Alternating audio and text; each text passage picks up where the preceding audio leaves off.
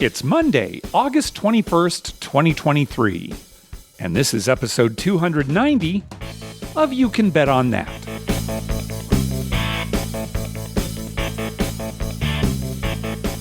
Hi, everybody. Welcome to You Can Bet on That, a podcast for the recreational gambler.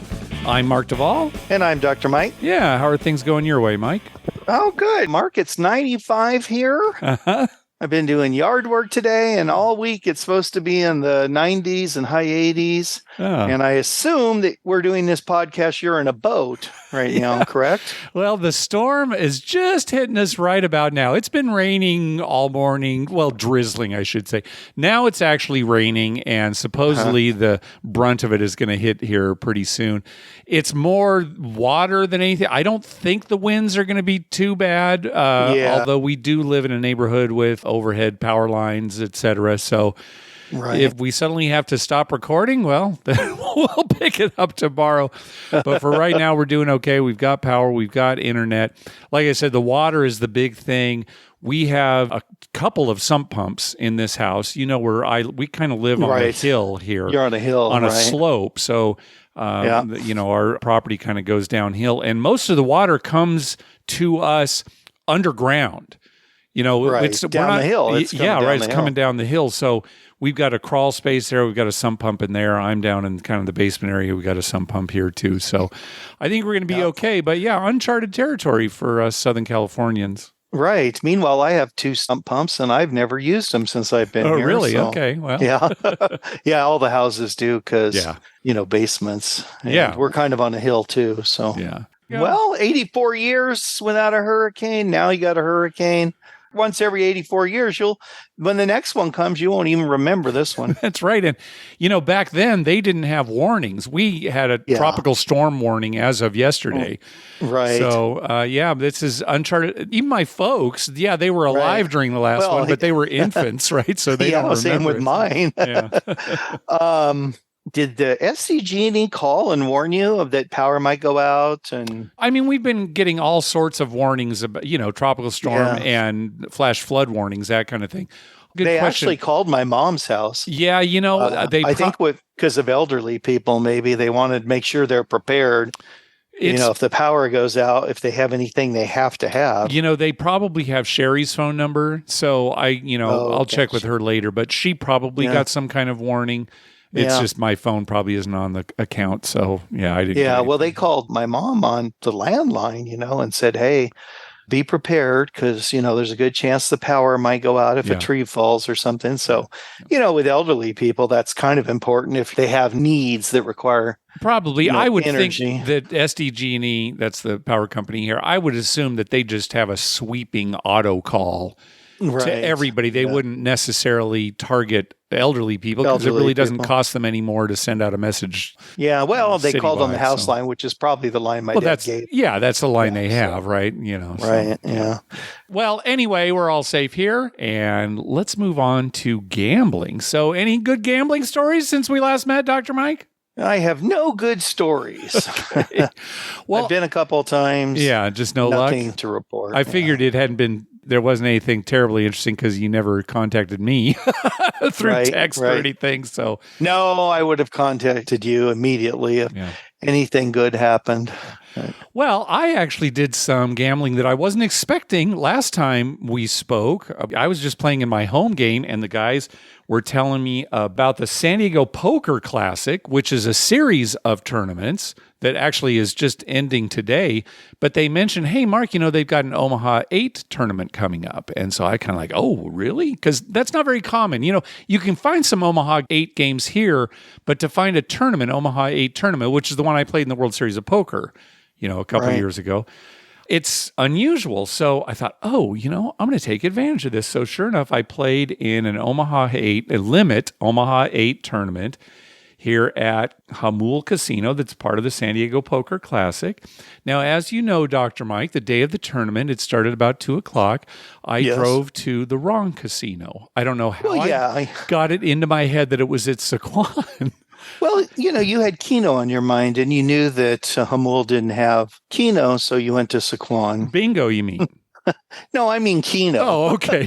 That's what was in your mind. Yeah, they don't have that air either. They do have bingo, but yeah, I mean Keno. Yeah, I walked into Saquon, and it was pretty clear as soon as I walked in that something's not right. Where are the tables? Where are the people? And, I asked, and they kind of looked at me like, what? And then I realized, oh, no. And I called my friend David, who was at the tournament. It's like, I think I went to the wrong place. Well, luckily, they had... I think I hurt myself. Felt like an idiot. It was about a 20-minute drive to get to Hamul. Anyway, I got into the tournament.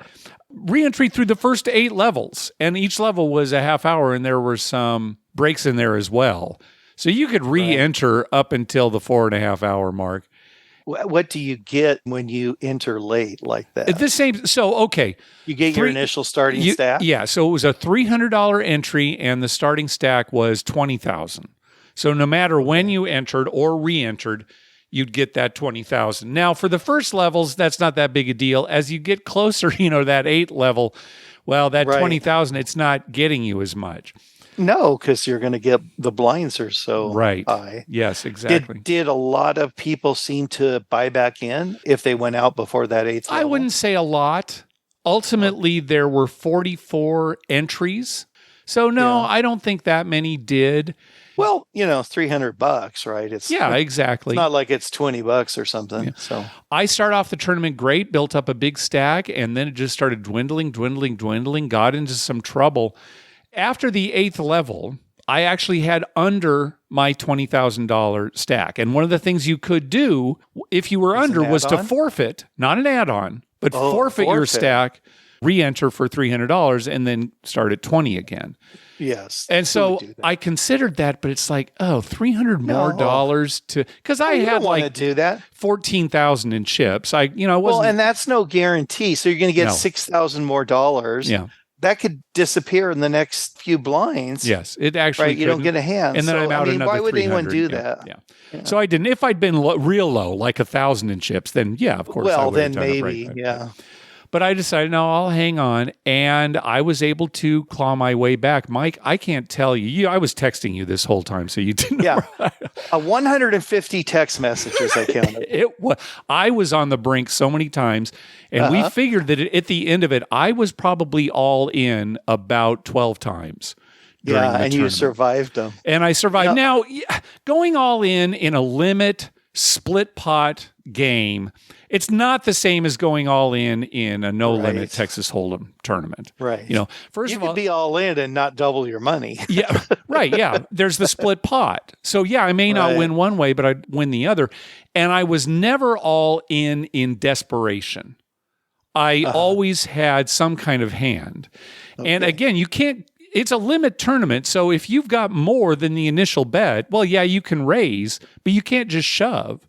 So there were plenty of hands where I was not all in till the turn, even though I would have pushed my whole stack if I could have, because, I knew I was good. So it is a little that can different. Work both ways for you. Yeah. That could hurt you and that could help you too. Yeah, it definitely can. Right. You shove all in, the guy quick calls you. It's like, oh crap. Yeah. This way you kind of fill things out a little longer. So even though I'm saying that, I was in for my tournament life about 12 times and I kept winning. They started calling me the cockroach because I wouldn't die. So it was a lot of fun. When we got down to that final table, and I did make the final table and I did cash, they were good players. I mean, the play was certainly looser than when I was in the World Series of Poker. Right away, I could tell, okay, people are speculating with some pretty crappy hands here. Right. And that caught up with most of them. So they paid the top 6 places. I came in 4th for an $1,100 payout, so an $800 profit.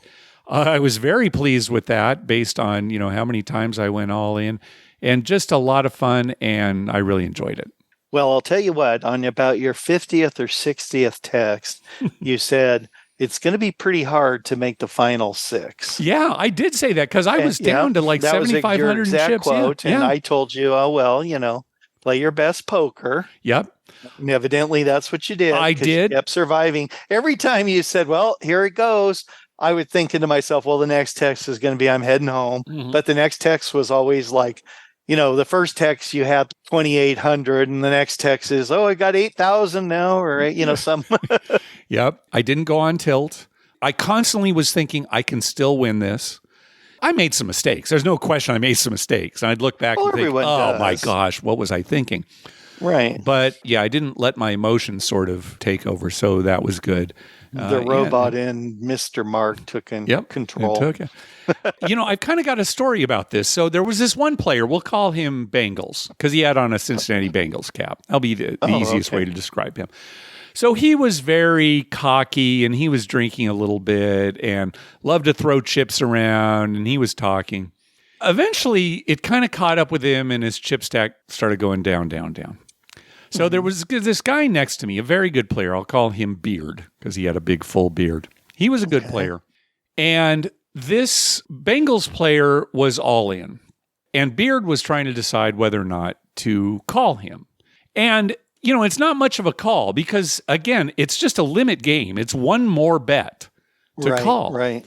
And Beard was thinking it over. And Bengals started berating him with, come on, how long do you need? This is a limit tournament. And Beard said, okay, yeah, no, I understand. And he eventually called. So it got all the way down to showdown. Beard revealed his hand, and I think there was another player who was also in, revealed his hand. And Bengals was just looking at his hand, not turning it over, trying to will a winning hand out of it, basically. He had clearly lost, right? If he had won, he would have flipped over. Yeah, if you will all you want. I'm thinking, I turned to Beard and said, oh my gosh, this guy was giving you a hard time about taking so long. And now, just turn over your cards, right? Look at what he's doing. Right. And Beard said to me, well, the guy's on tilt.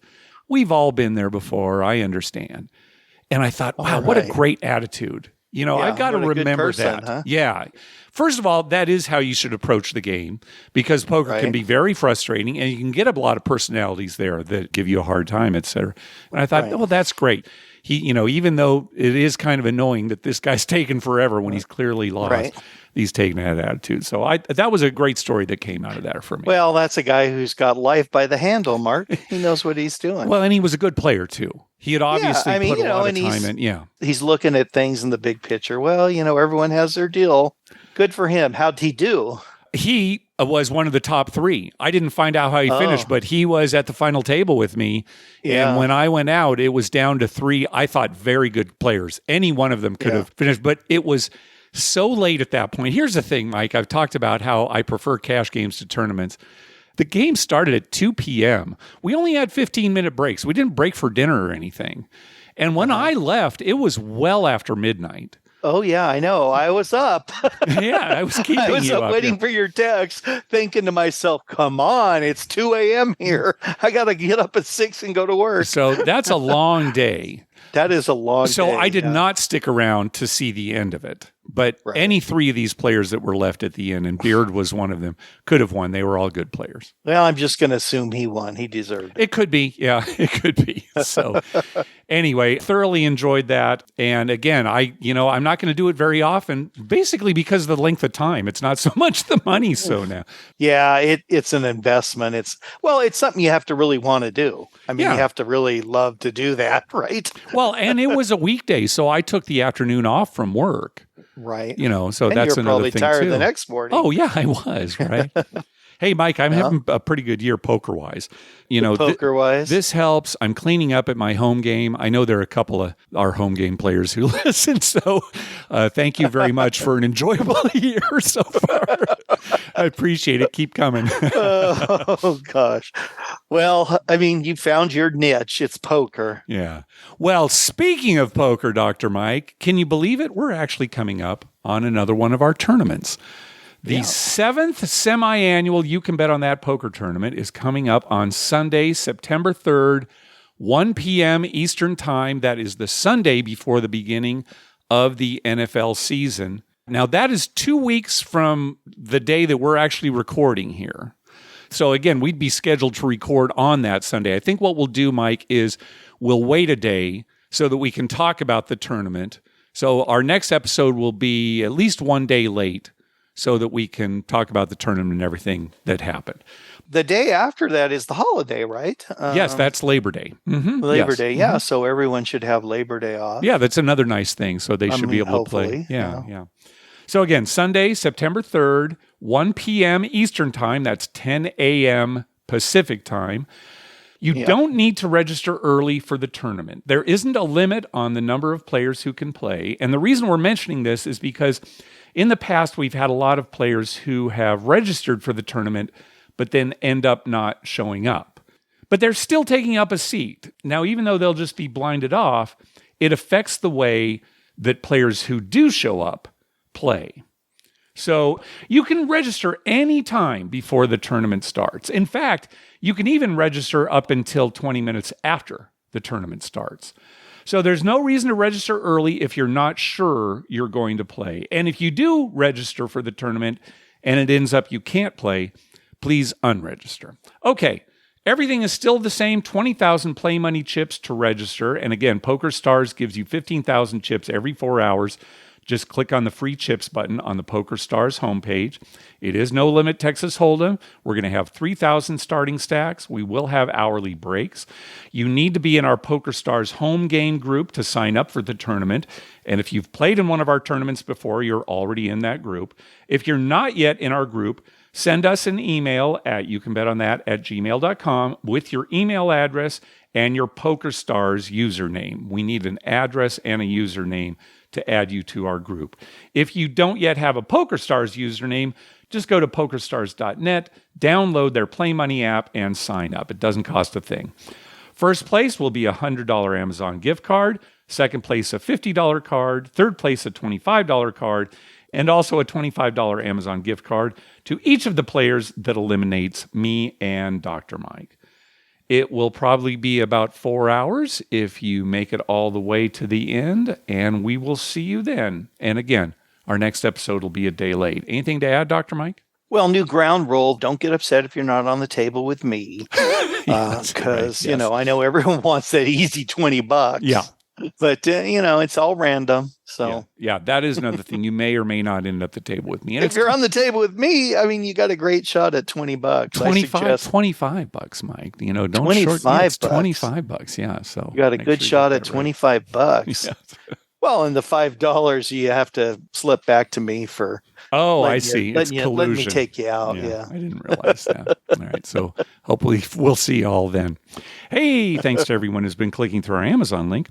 Remember, whenever you're going to buy something through Amazon, please go to our page first, youcanbetonthat.com, and click through our Amazon link towards the top of the page. All right. Let's move on to some voicemails. First up is Kyle.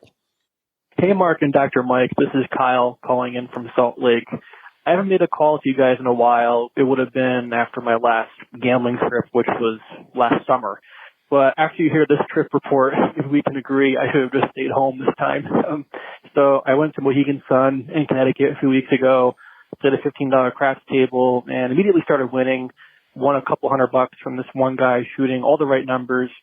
But being from Utah, I only get to gamble maybe once or twice a year, so I wasn't just going to play for half an hour and then leave. Well, here's my first mistake. The momentum really started to shift. He 7'd out, then next few shooters, including myself, 7'd out.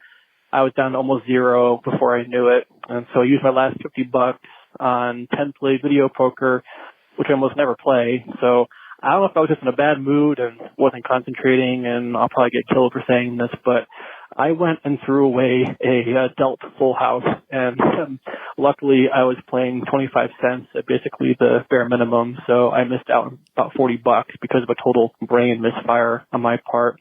Then I played really angry for the next few minutes before I just lost what little money I had left. So I know if I was playing a higher denomination and did that, I would have probably gotten into the fetal position right there and cried. So let this be a lesson to everyone. Look at your cards carefully. Don't be like me. Just wasn't my day and just got to move on. So there you have it. Still listening to every show you guys put out. Thanks for all that you do. My next call will likely be in November when I head to Vegas. I'll be at one of the U2 shows at the very ominous Tier Arena are opening soon. So if you're interested in a report from there, I'll check back in November. Okay, thanks. All right, yeah, give us a call back, Kyle. Yeah, I'm very interested in hearing about that, how that is inside. Yeah. Well, maybe Kyle is going to grow a beard for his next trip. Maybe. See, great advice. Not just look at your cards, but don't play angry. Don't play angry. We've all done it. We will be doing it in the future at some point, I'm sure. And not me, Mark. It's a good point, right? Kyle's thinking, well, I came all this way. I don't get to gamble that often. What am I going to do, right? I came to gamble, so I'm going to gamble. And that is a little risky, right? Maybe take a break, get something to eat before you just immediately jump back into it, if you have the time, because that's good advice. Well, that's like Lynn's always telling me, why don't you just stay a couple hours? I'm like, because I drive 2 hours there and 2 hours back. Yeah. That's 4 hours. I don't want to just stay for 2 hours. It's not like I'm flying a plane to Vegas. I have to drive. It can be easy to, let's say you're Delta Full House. It can be real easy to not hold any cards. You sort of get kind of blinded. Hey, a full house. And then you just hit the deal button and all the cards go away. You've got to remember that. I remember seeing somebody online who had 4 to a royal and they started recording and all right, here we go, 4 to a royal. Let's see what happens. And then forgot to actually hold the cards. Right? Oh, God. So, be careful in situations like that. It'd be easy too, to just see the three cards, right? Oh, I got trips. Great. Hold them and then draw. Right. Yeah. Good advice, Kyle. All right, next up is Caleb. The audio drops out a couple of times, so just be aware of that, but you'll be able to tell what he's talking about here. Hi, this is Caleb from Nebraska, first-time caller. I was just listening to your last episode, and somebody called in about their experience at the Horseshoe in Baltimore, and I was there last summer and experienced playing blackjack. It was the only $5 tables I could find were 6 to 5, and one of the gentlemen kept on wanting to play my hand for me and kept saying, "You're playing for the table. You should be, don't hit on that. Don't take that card." And I kindly told him a couple times that it's my hand and I'll play how I want and how basic strategy says to play. But table, and I said, "Well, if you want this seat closest to the dealer, then you can have it." And he said, "No, he's one of those guys who claimed to have won thousands upon thousands of dollars playing blackjack."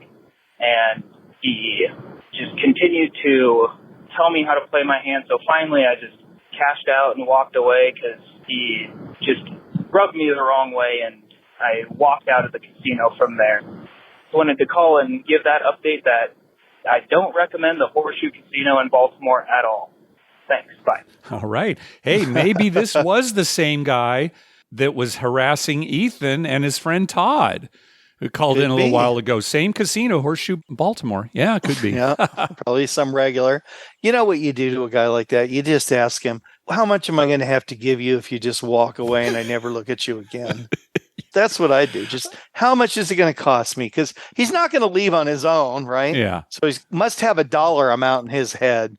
Well, I'm not giving him any money. I might ask him that. Well, yeah, I might ask him. I'm certainly not giving him any money. That's what I'd ask him. Just ask if maybe he could bankroll you. Just say, "Oh, you know what? I really appreciate this advice. Let me play with your money." Right. So that, you're really invested in this. Thank you. And since I'm doing a large portion of the moving the chips, I'll take 80% of the winnings and you take 20. And if we don't win, well, you lost. Yeah. Maybe try that, Caleb, Ethan, Todd. Good luck to you. Right. All right. Next call. Hey, guys. It's Andrew up near L.A. I called a few weeks ago about chopping pots in poker tournaments, and I want to say I appreciate the feedback from you guys and from some of the listeners. I'm on my way home once again from a poker tournament. Didn't do as well this time, but that's okay. I wanted to raise a point of order. A couple people have been calling in regarding the Buffalo slot machines. Isn't that the one when you walk by, it goes, "Buffalo!" I feel like when you call in and you mention that slot machine, you have to say it like that. Otherwise, what are you even doing? Anyway, it's up to you guys if you want to enforce that rule. That's on you. But I think when you call in, you should say it that way. I also wanted to say, the very first time I called you guys, I told you guys that I got a royal flush on a video poker, and you guys later clarified that it doesn't count if it's on a multi-play machine. So I would like to rescind my Royal Flush. I have not yet got a Royal Flush, but I will one day. Anyway, one more thing before I go. You guys want to know what my uncle's favorite slot machine is? Buffalo! All right. Well, I love it. Listeners can yell out Buffalo when they're talking about the machine. I don't think we'll enforce the rule. I don't know. That. I'm kind of thinking we should. Really? You know how I get a kick out of weird stuff like that. And how are we going to enforce that? We just refuse to play them. All right, yes. You beep them out, Mark. You just bleep it out. That's right, if they don't scream it out. All right. I don't think I'm going to be doing that. We'll see as calls come in. There's that one machine that sounds like a foghorn. Have you ever heard that? Yeah, I don't know. It does that. Yeah. Oh my God. I hit Time and Joe a while back, and it's right by the craps table. And I asked the dealer, does that ship ever actually pull into port, or what's the deal? Because, it sounds like you're right at the dock. I like the Screaming Eagle. That too. Great. That screech, that's lovely. Yeah, do you think the manufacturers do that just so people will go see what's going on over there? Sure, of course. Yeah. Oh, there's an eagle in the casino. Yeah. What would be the best sound to have on a slot machine? Really draw people over. I don't know. Bronx cheer. Maybe. Cheer. I don't know. Crying baby. Crying baby. Yeah, that'll be good. That's just Joe. He threw away his Royal Flush. All right. So when does a Royal Flush count? We've talked about that on the show. I think we've landed on if you're risking money, and it's not, just some app that you're playing on your phone for fun. You're actually risking money and you get a Royal Flush, multi-line, nickel, whatever. It counts. They all count. Okay. Yeah. They all count. Yeah. It's a sad state of affairs in this world when you and I are setting the standard for anything. Well, I think we have to say that they all count, because if we ever hit one, it'll probably be, some nickel, some weird thing. 100 line, right. So we better say everything counts. Okay. That's a good idea, Mark. Yeah, they all count. We're good with that. All right. So this next call talks about stadium gaming where you have a real craps table where somebody is rolling the dice. And I thought maybe we'd preface it with an explanation of what that actually entails. And I'm just going to read an email that we got from listener David. He provided a pretty good description of these tables. So there is a mini craps table at the front of the stadium gaming area. A dealer stands at the table. There is a single player console situated next to the craps table. The gambler at this console is the shooter. After making all the bets on the console, the shooter turns around and actually gets the dice and rolls them on the table. The dealer monitors the throw and types in dice results onto his iPad screen. Then you, the player, turn back to your console to see the resulting wins or losses or make adjustments for the next roll. This shooter continues to be the shooter until he sevens out. At this point, if someone wants to be the new shooter, you have to cash out and switch consoles with the new shooter. The shooter must use the single console near the craps table. So there you go. We've never actually seen this before. I know some of our listeners have played on this. I think Tim Lawson has played in this situation. So kind of an interesting situation, but the key is that you actually switch to that console right by the table when you become the shooter. So let's listen to this call. The audio is a little rough, but it gets better as the call goes on. Little story about craps and slot machines. I'm a new player living in Maryland, and I've played at the Horseshoe in Baltimore. And I've played some, whatever you call stadium craps, where you have a console and somebody is actually shooting. And I played that for a while, and I won a few bucks, and I cashed out, and I went over to my favorite slot machine, the one with the 3 rows of, I guess they're firecrackers.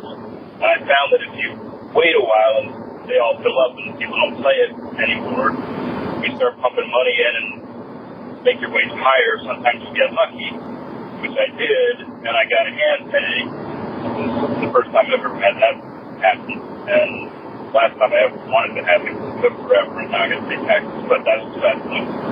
So I said, I made all this money, so I'm going to go back over to the craps table. So I went over there, and I put a couple $100 in, and I'm rolling a little bit, and nothing much is happening. And then this guy gets on the heater, and we're making a lot of rolls, and I'm making a couple of bucks. And all of a sudden, he has made a lot of numbers, and then he just picked up his money and left. And the problem is that it's stadium craps, so they needed another shooter. But the problem is that my money is locked up at this machine that I'm playing. I'm the only other guy that can shoot.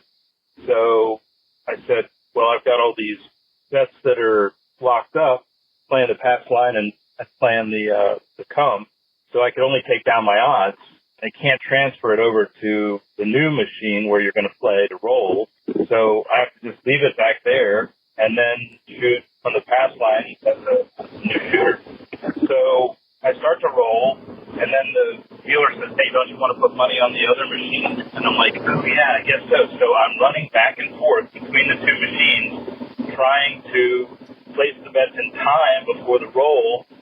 And at one point, I got so frustrated, I just threw my hands up in the air and just running back and forth, yelling like, wait, I've got to come and make this bet. Hold on. And it was pretty funny. The bets that I had left on the other machine, I finally gave up trying to run back and forth. When I got back to the machine, I had actually doubled my money without doing anything. So that was fun. All right. So, yeah, kind of an interesting story. This wouldn't have been an issue if he didn't have come bets that were still unresolved, right? You know, suddenly he has to become the shooter, but he can't just cash out his machine and go to the terminal right by the craps table because he still had outstanding bets on that machine.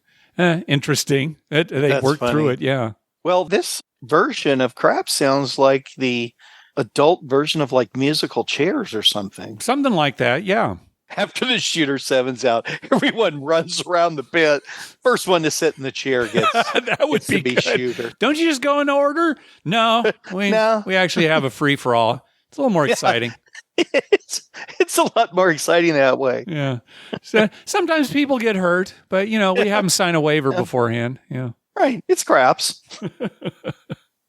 All right. Next up is our good friend Kevin. Gentlemen. Kevin in Wisconsin with a trip report from 2 casinos in Canada and a third in Christmas, Michigan. Yes, Christmas, like the holiday.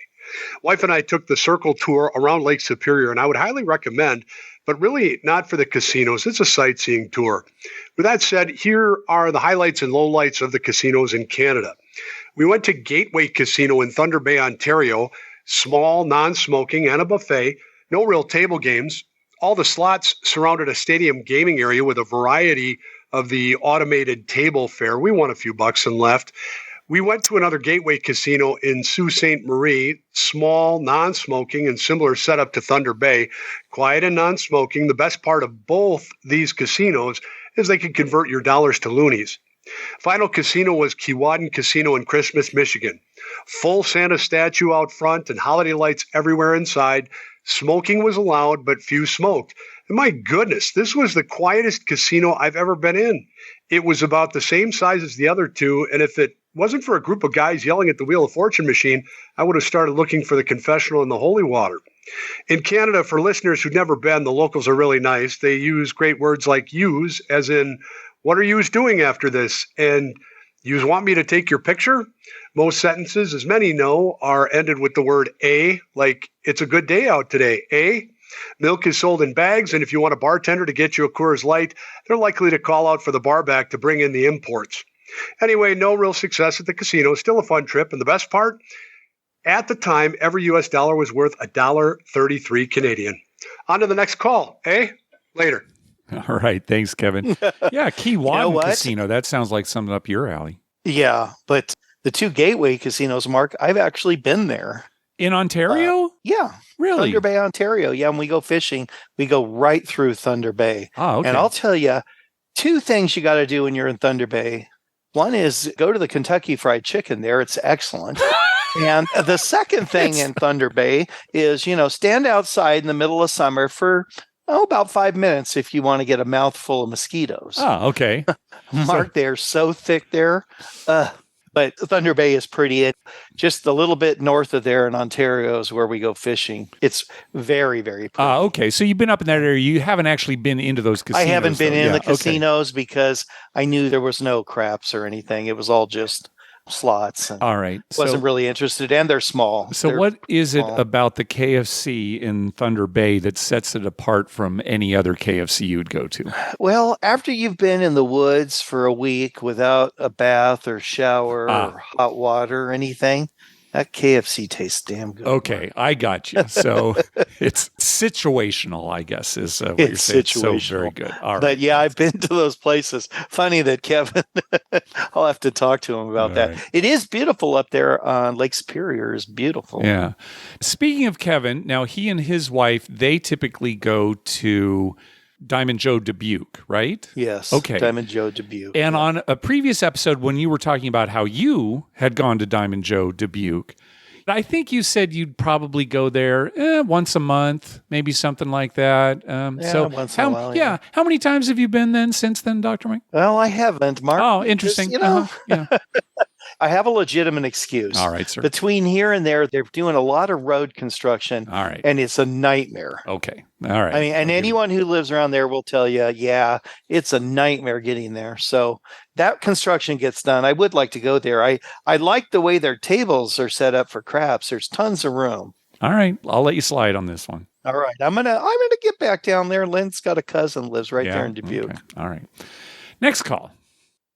Hey guys, it's Rev Dan from Tulsa. I called a few weeks ago to give you a trip report from the M Resort, and I had a couple other stories and questions I wanted to ask, but I had hit my time limit and didn't want to get a lifetime ban from Mark, so I thought I would call back. Just two quick things. I was playing Ultimate Texas Hold'em, and there was a bonus bet that the dealer began to pay out for me mistakenly. And I was just watching him to see if he would correct it. And before he picked up my cards, I was going to point it out to him. But before I had the chance to do that, a player on the corner jumped in and said, no, you can't pay that. That's not a winner. And I just wondered what y'all's take on that was, to speak up on behalf of somebody else being paid out a bet, even though I shouldn't have been paid it. I felt like that was out of line by the guy. But then as we kept playing, I could tell he seemed to know the dealer pretty well. He seemed like a regular. And so I just wonder if that maybe factored in, if that would factor in for you all, like if you were really good friends with the dealer and you didn't want him to get in trouble, would you speak up even though he was mistakenly paying out somebody else's bet? Just curious your thoughts on that.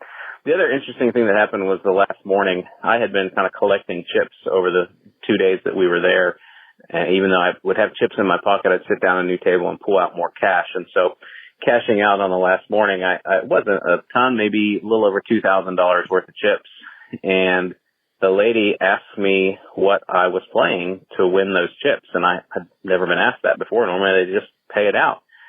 And I said, I played a whole handful of games. And she kind of looked at me and I went on to say, well, this is winnings from over the last 2 days, not just this morning. And then she got on the phone for 10 or 15 seconds and then she hung up the phone and she paid me out. And I just thought that was really bizarre and wondered what might be going on there. Which led me to wonder, at what point are there tax implications when you're cashing out chips? I know there's pretty standard rules on slot winnings, but wondered if there are set rules when it comes to chips. And same goes for just maybe winning a large bonus payout on a table game. At what point do they give you tax paperwork versus just paying out and not worrying about it? Anyway, those were a few of my questions, and really appreciate you guys and the show, and hope you have a great day. All right. Thanks, Dan. Yeah, let's go back to that situation at the Ultimate Texas Hold'em table. Certainly, Dr. Mike, you and I would not call attention to a mistake that the dealer was making that resulted in another player being paid more than they deserve. Even if it was, my best friend dealing or something. What if it were me dealing, Dr. Mike? What if it were me? Would you say something in that case? It's like my job.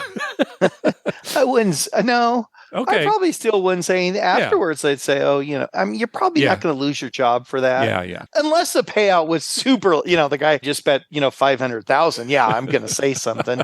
But if it's a $25 bet, I don't think I'd say anything. Yeah. All you can get out of that is trouble. The other person get really upset. Yeah. No, I wouldn't say anything. It's the casino's responsibility. It's the dealer's responsibility. It's the pit boss. It's the eye in the sky, that kind of thing.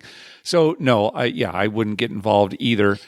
People who do speak up in that situation, you might get mad at them, but we've all got different personalities. And I know there's a bit of my personality where when I see something going wrong, my knee-jerk reaction is to immediately call attention to it. So I kind of have to, fight that in situations like that. So, I think most people have that because in your head, you're thinking, wait a minute, that's not right. Yeah, something's wrong something out. Right. Yeah. Okay, so let's talk about taxes and cashing in chips, that kind of thing. I have had that happen to me quite a bit. Where they call after a big win. Oh, yeah. They go up, what game were you playing? Mm-hmm. Yeah. Craps. What pit? What table? Mm-hmm. They usually call, they'll say, did you just color a guy up for $20,000 or something? Right. Oh, yeah, this is his name. I understand why they do that. A couple of places, Planet Hollywood in Las Vegas, they at a point, and I don't know if they still do this, if you cashed out with a certain amount of money, they would write a little slip for you to carry to the cashier. Yeah, at the table when they colored you up. Yeah. Right, signing their name on it. And I think that was because it's so loud in there, when the cage called or something, they wouldn't hear, right? Yeah. And it might take forever. So to expedite things, they just give you a little slip of paper with their signature on it saying, yeah, this guy won that money.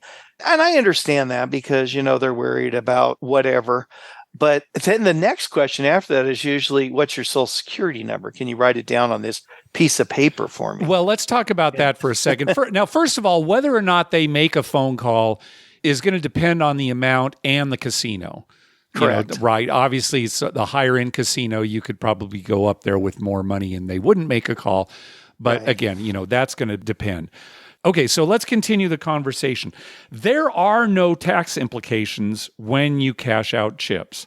However, if your transaction is for $10,000 or more in cash, they are required to fill out a currency transaction report, a CTR, for the Financial Crimes Enforcement Network, or FinCEN. Now, this form assists FinCEN in uncovering money laundering and other illegal financial activities. Yes, you will need to provide identification and maybe a social security number, some kind of tax ID. Right. Now, even though FinCEN is a part of the IRS, this CTR is not used by the IRS for your income tax filing. Okay, so when I said there are no tax implications, I meant it. It's just that maybe they're going to have to fill out a CTR. Right. Okay. Now, when it comes to table games, the only time you'll receive a tax form, specifically a W-2G, is when you win a bet that pays at least $600 and whose payout was at least 300 times the initial bet. So that's not going to happen for any of the traditional table games bets. Right. Blackjack pays 3-2 or whatever. Even at craps, the highest payout is 30-1. This is only going to happen with certain side bets. And the fire bet in craps is a good example. Let's say you have $1 on the fire bet and the shooter hits all 6 numbers. Well, the payout is $999-1, and you win $999. So both requirements for a W-2G are met, and they'll fill out the form for you. But the key is that they will not fill out a tax form for normal winnings on table games, regardless of the dollar amount. You can make a $10,000 bet on blackjack, and if it wins, you won $10,000, but they don't fill out a tax form because it doesn't meet those 2 requirements for a W-2G. Yeah, and a nice thing about if you do win a side bet, they fill out that form right there and give it to you right at the table. Yeah. Mm-hmm. You don't have to go with the cashier or wait around or anything. Right. The pit will just fill it out and hand it to you, and the other half gets sent to the IRS. It's one of those things where I guess they have to keep track of stuff, so that's why they do those CTR forms. I remember once, Mike, this kind of surprised me. So when you hit the $10,000 mark, That's when it triggers a CTR. And I remember a few years back, Mike, you and I were staying at Wynn or Encore. I can't remember which one specifically, but we played there mostly. And every time I would buy into the craps table, I'd buy in for $500. Well, I must have done that at least 20 times over the course of the trip. And that 20th time, they asked me for my Social Security number because in their mind, that triggered a CTR. The fact that I had put out $500 cash 20 times. That kind of surprised me. That's the only time that's ever happened to me like that. Yeah, where it and wasn't the bizarre a one-time thing about that is it's the same 500, right? Yeah. You buy in for 500 and say you walk away the table with 700. Well, you get a little later, you go to another table. You're using the same 500 again. Yeah. It's not like you brought 10,000 in cash. I certainly did not. Doling it out at 500 a table. So the rules, I understand they're trying to catch illegal acts that may occur, but the rules are so convoluted and so ridiculous. Who really thought of all this stuff? Now, again, I'm not going to answer your question, okay? Because, it's probably rhetorical, number one. Yeah, right. Yeah, well, it is. And it's stupid because nobody in their right mind would come up with these rules. But again, a CTR, if they do fill one out for you, that does not affect the taxes that are reported to the IRS. Pay your taxes. But the IRS is not going to get notification that you owe any taxes just because a CTR was filled out. Okay. I think slot people really get screwed. Oh, they absolutely do, Dr. Mike. This $1,200 limit for $1,200, it's ridiculous. It's so ridiculous. It's ridiculous. Yep. All right. Well, we try to keep politics out of it, but that definitely is too low. Oh, and here's another call that has to do with politics. Here we go. Hi, Mark. Hi, Dr. Mike. It's Frank from the SF Bay Area. Here in California, there's a bit of a war going on between the tribal casinos and the card rooms, and I think it might be coming to a head because currently, right now, the state legislature is looking at a bill that could give the tribes a 3-month window to sue the card rooms over their use of regular table games like blackjack and baccarat, things like that. As we all know, they have like somewhat of a loophole around it where they're player banked and not house banked. So I guess they will give the tribal casinos a chance to sue. Now, this was actually part of Prop 26, I think it was, last year, which didn't pass. And I guess part of this was written in it, but most of it was because of the sports betting option, so it didn't get a lot of media coverage. And they say that even with this lawsuit possibly happening, that it could take somewhere between 4 and 10 years for a final verdict, because this could go all the way to the Supreme Court, for all we know. So it's kind of a big thing, and the card rooms are worried because it said it might put them out of business, but the tribal casinos are saying, well, we have most gambling jurisdiction here in the state. So it's really an interesting thing to look at. I was just wondering what your guys' opinion is on that. Like, how do you think it could affect the gaming industry here in the state of California? I love the show. You guys do a great job. Thanks for taking my call. I'll talk to you guys soon. All right. Thanks, Frank. Yeah, so the tribal casinos, they basically want a monopoly on casino gambling in California. And these card rooms have kind of found a loophole in the law that allows them to offer table games as long as they're not banking those games, as long as there's a player who is banking the games. And then the casino just takes a commission, basically, and ante. And so the tribal casinos are saying, oh, hey, this is not the spirit of the law. It's not the intent of the law. They're kind of, working their way around to get past it. I think that's pretty hypocritical on the part of the tribal casinos because that's what they're doing when it comes to craps. They're getting around the law of craps. The spirit, the intent of the law is, you shouldn't be able to deal craps. But since the casinos are using cards, they've gotten around the law. So, like I said before, when it came to that sports betting, the tribal casinos don't care whether or not sports betting comes to California. What they care is if it does come to California, they want a monopoly on it. And that's the case here. These card rooms have been doing this for over 30 years, these player-banked games. This is not a new thing. But the casinos are really going after them hard right now. And Frank, you make a good point. This could go on for years. So I don't think it's going to have an immediate effect on gambling in California. If the tribe does win the lawsuit, Well, will it affect the card rooms? Yeah, maybe to a certain extent, but I think most of them will survive because they will still be able to deal poker. Right. And again, they're not making money on these table games, well, unless it's behind the scenes, and I'm not accusing anybody of that, but the only way they're not supposed to be making. Right, the only way they're making money is on this commission. They would make way more money if they could deal the games, but it's just the commission. Well, commission is all that they're taking on poker games as well. The rake. Right. So, that pays for the overhead, right? You got to pay the employees. You got to pay the rent. You have to have some kind of commission. But once again, here's another example of it's okay for me to do something, not illegal, but, maybe a little. If you're taking the law literally, right, you're not, breaking the law, but you're getting around the intent. Okay, anyway. You're hitting the gray area. We've said our piece. Let's move on to the next call. Hey, Mark, Dr. Mike, Ryan from the Twin Cities area. Just wanted to give you guys a brief Vegas trip report that my buddy Neil and I took this past weekend. We got to the D on Friday night without any issue. Took Uber down there, no big deal. One thing we did notice, though, is there was literally no one in line for the cabs at what I will always call McCarran Airport. It might be something to consider next time.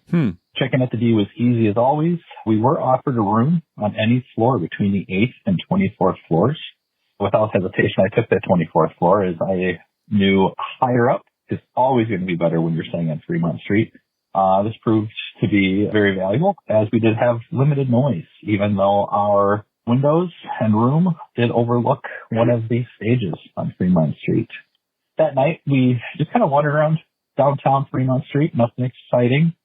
We did check out Downtown Grand. They did have $5 craps table. It was full. Played for a little bit while I dabbled in some VP. We both lost and then continued on to Main Street Station, circa Fremont, California.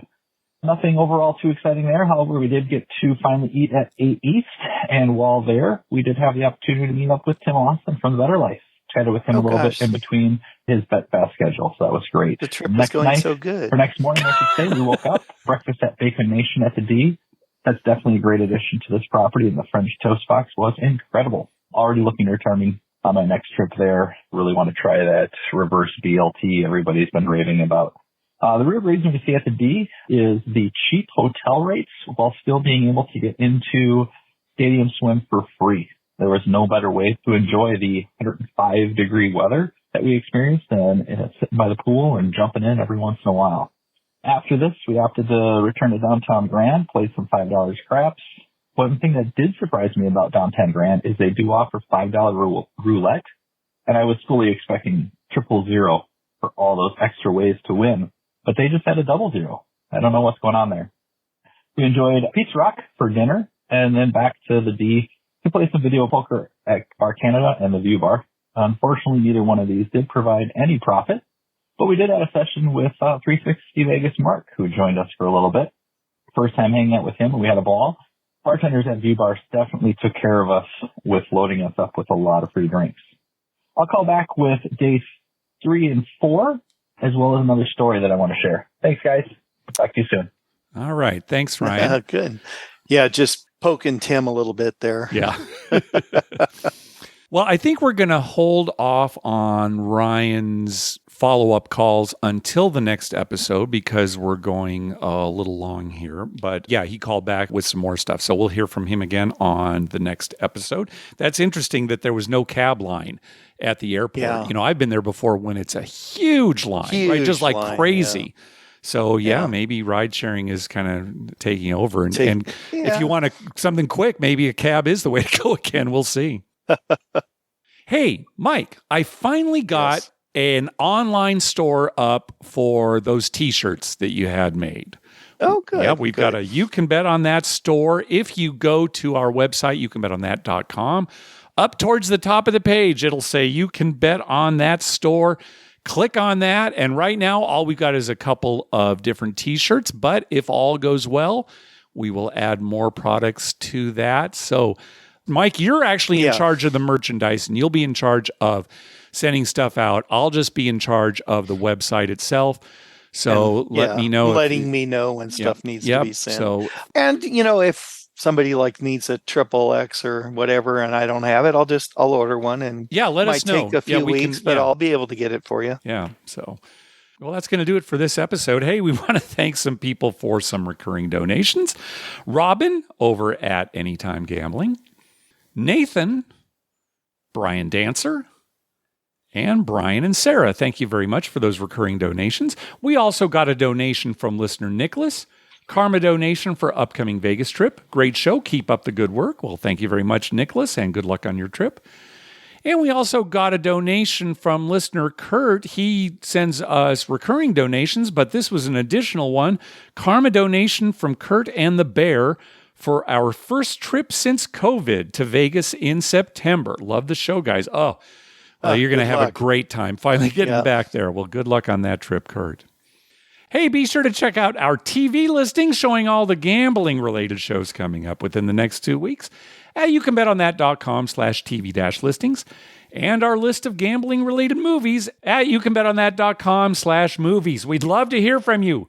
Call our voicemail hotline at 951-292-4377. That's 9512-WAGERS. 9512-WAGERS. Or you can email us at youcanbetonThat@gmail.com. You can also follow us on Twitter at YouCanBetOnThat and on Facebook at facebook.com/YouCanBetOnThat. I'm having trouble getting through all that. It's so humid down here in our little basement area right now. I bet. That's the other thing with this storm, just even inside the humidity. Finally, please go to your favorite podcast app and write a review of the show. We love getting your feedback. What do you got for us, Dr. Mike? Well, Mark, I've been thinking a lot about the San Diego Padres lately. Oh, you have? I stopped thinking about them, especially after the doubleheader yesterday. Yes. Oh, my God. And although I'll always be a Padre fan my whole life because, they're my team, but I'm going to take Beard Guy's approach from now on. Okay. And just, they've got issues. I'll let them deal with it, and I'll just enjoy napping during the games. There you go. We've all had issues before. The Padres are no exception. No.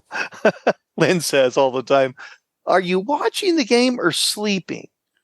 And I'm like, well, it's kind of both. Yeah. Just why do you a care? little more sleeping now than watching. Right, oh, my God. Yeah, Talk about a disappointment in a team with so much talent. Yeah, very disappointing. I'm going to go out on a record here. And if anyone can clarify this for me, I'd appreciate it. But I'm going to say they're the team in Major League Baseball that has hit most balls to the wall that have been caught.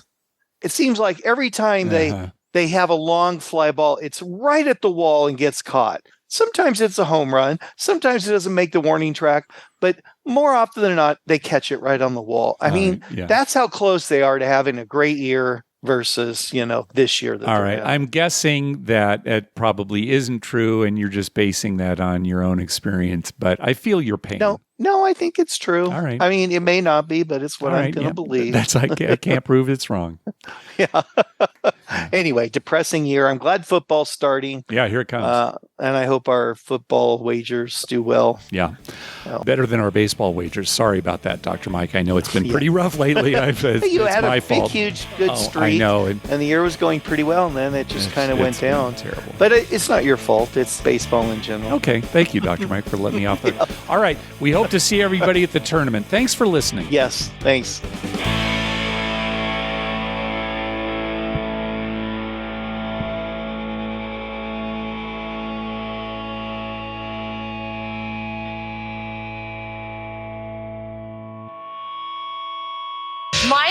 Mark, that was wonderful. I had no idea you were so talented. The audience is going to love you.